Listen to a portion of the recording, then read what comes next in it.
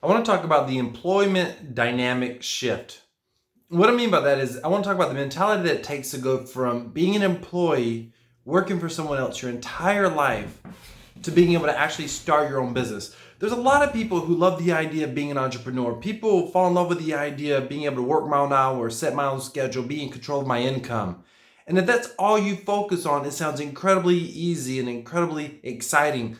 It's lucrative even. But how come most people never make that shift?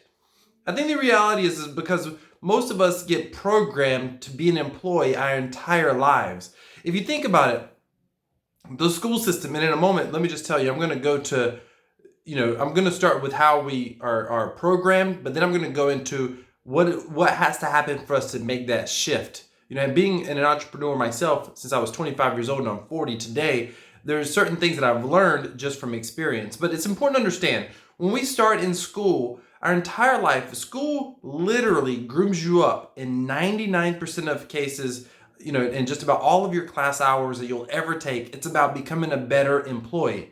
It's about learning how to do employee tasks, following a certain structure set before you. There's not an independent thought model taught. The independent thought isn't even encouraged. We're not even going down the path of the subjects. All of the subjects are designed to teach you to become an employee for somebody else. And there's nothing wrong with being an employee. Don't get that part twisted. It's just when you want to make that mind shift from when you want to make that life shift, really, from becoming an employee to being an entrepreneur, you have to make a sort of a mind shift. And that's where most people struggle. It's not finding necessarily the right business or the right business model or the right training and development. That's not where people struggle. There's numerous ideas, numerous ways today more than ever in the app-based world that we live in. There's so many ways to be able to start a small part-time business with limited risk. There's always risk being an entrepreneur, but limited risk. And I'm going to talk about that more as this video goes on. But in fact, I'm going to do a video later. Leave me a comment down in the comments. If you want me to do a video, I'm thinking about doing a video on different jobs, or not different jobs, different businesses that you can start that are relatively easy. If you want me to do that, just leave a comment down in the video. And in fact, I'm looking at possibly lining up some interviews from people who started those different types of businesses. But first, let me say this. When you go through the school system and you get a job, you create a certain experience for yourself. And that experience is, I go to work every week and I get a paycheck on Friday. And most people get conditioned to going to work, getting a paycheck. That's a very different dynamic than being an entrepreneur. I don't care what business you're in. Every single business only earns a profit based off the value that that business can produce, that someone's willing to pay for. And what I mean by that is, when you are employee mindset is basically, there's no correlated obvious value in some cases for the work that I do, but just for putting in the time, I'm going to get a paycheck. And that's how it's presented. I work X amount of hours. I make so much dollars per hour. I get paid so much money for overtime. That's how it's presented. But that's not really the reality. The reality is, even though you might get paid $20 an hour or $7 an hour or $50 an hour, it doesn't matter. The reality is that there's an arbitrage, an employment arbitrage taking place. And what that means is, your boss or the company that you're working for is willing to pay you X amount per hour because your hourly work actually earns them far more profit. It's not a bad trade-off. It's almost seductive in a way, like we'll guarantee you a pay. Even that concept, guarantee, that looking for a guarantee, that is such an employment mentality, because most entrepreneurs can't function under guarantees. You can't start a business looking for a guarantee. But I'm telling you, our whole society has designed us to easily fit into this cookie cutter employment mentality. Again, it's not a bad thing unless you want to break away from that, and you're struggling to break away from it. Why is it that so many people struggle with that? And I'm going to tell you that most people struggle with their mindset more than profit. Most people struggle with that employment mindset and trying to shift to becoming an independent entrepreneur who's not always looking for a guarantee, or is not always looking for security first. Everybody wants to have security, but it can't be the first thing you're looking for when you're starting a business. So what ends up happening is when you go to work for someone and you're getting paid by the hour, let's just use round numbers, we'll say $10 an hour. You're getting paid $10 an hour. Then your work has to produce a value to that business that is exceeding your $10 per hour. Now that's not always, if you're like, just working as an administrator somewhere, it's not always clear exactly what you're earning. It's not always clear it's not always clear how much profit you're producing, but you're producing a profit or the boss couldn't afford to pay you for your job. Now, in some other positions, for example, when I was a nurse back in my early 20s, I was a registered nurse. And there was a procedure that I did. I removed a central venous line, and it's in the neck, and it's not that hard. You just pull it out. You hold pressure on the site. There's a couple stitches. You clip the stitches, and then you pull it out. It's about yay long. You make sure the tip's intact. And any of you nurses out there, you know what I'm talking about. And you just hold pressure on. I think back then it was 20 minutes we held pressure, and then you put on a pressure dressing.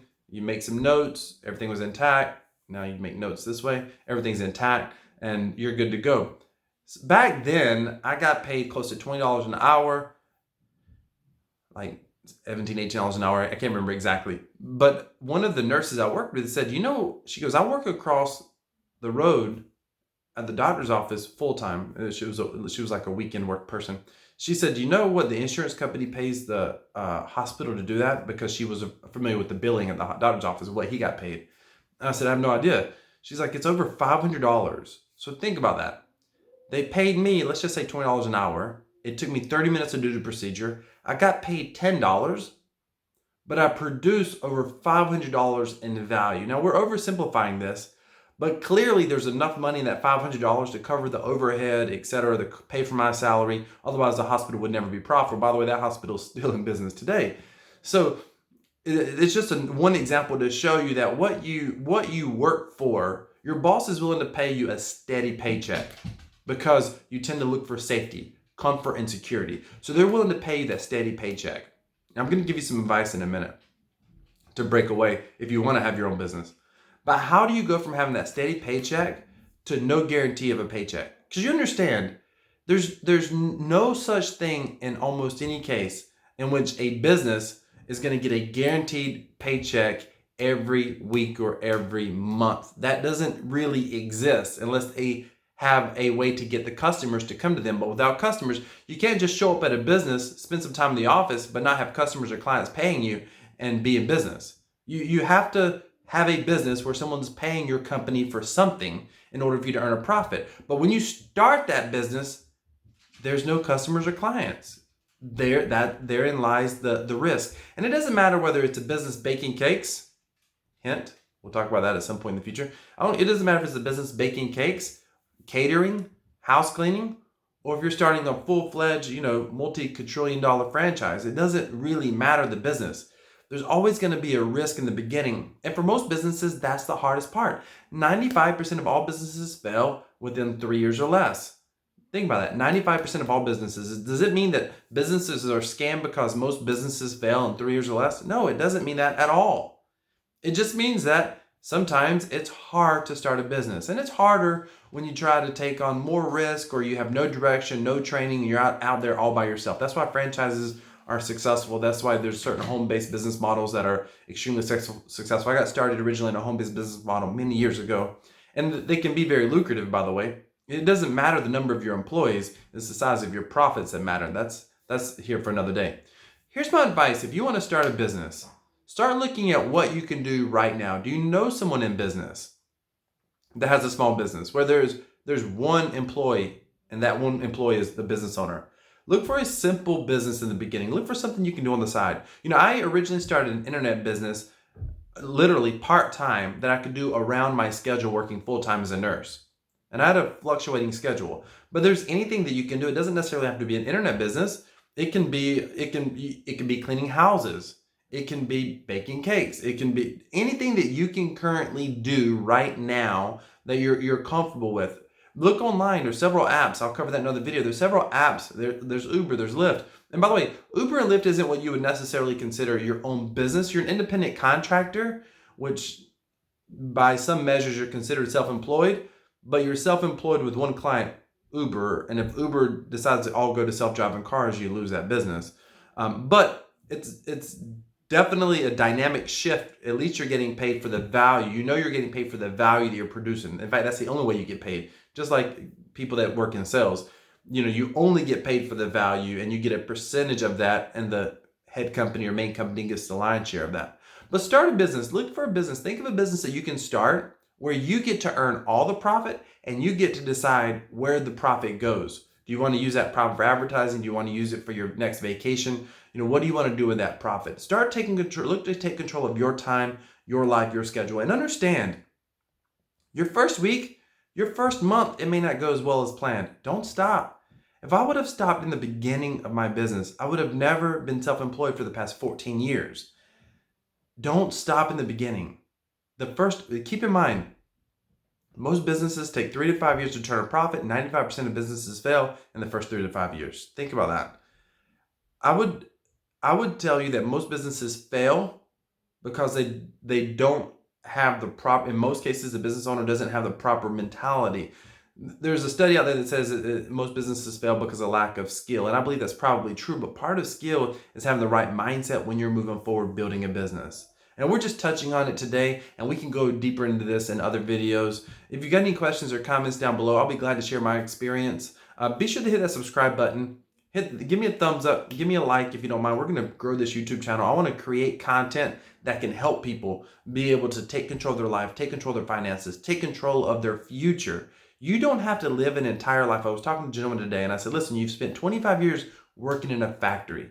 And there's nothing wrong with working in a factory. We always need good employees. But I think everyone, I'm an advocate that everyone, if you're not going to have a primary business, everyone should be able to have a part-time business on the side. I don't think anyone on the planet should work 2 jobs. I think everyone should have if anything, have a primary full-time job. I had a business coach who taught me years ago, have a job, hire a boss to pay for your needs, build a business to pay for your wants. And I think that's perfect. And I think that's the perfect setup for most people until they're ready or able, or unless they want to make that transition to be a full-time entrepreneur. Not everybody wants to be a full-time entrepreneur. But hit that subscribe button. Give me a thumbs up. I want to be able to help more people take control of their life, take control of their finances, take control of their future, and start accomplishing their dreams. Have a great day. God bless.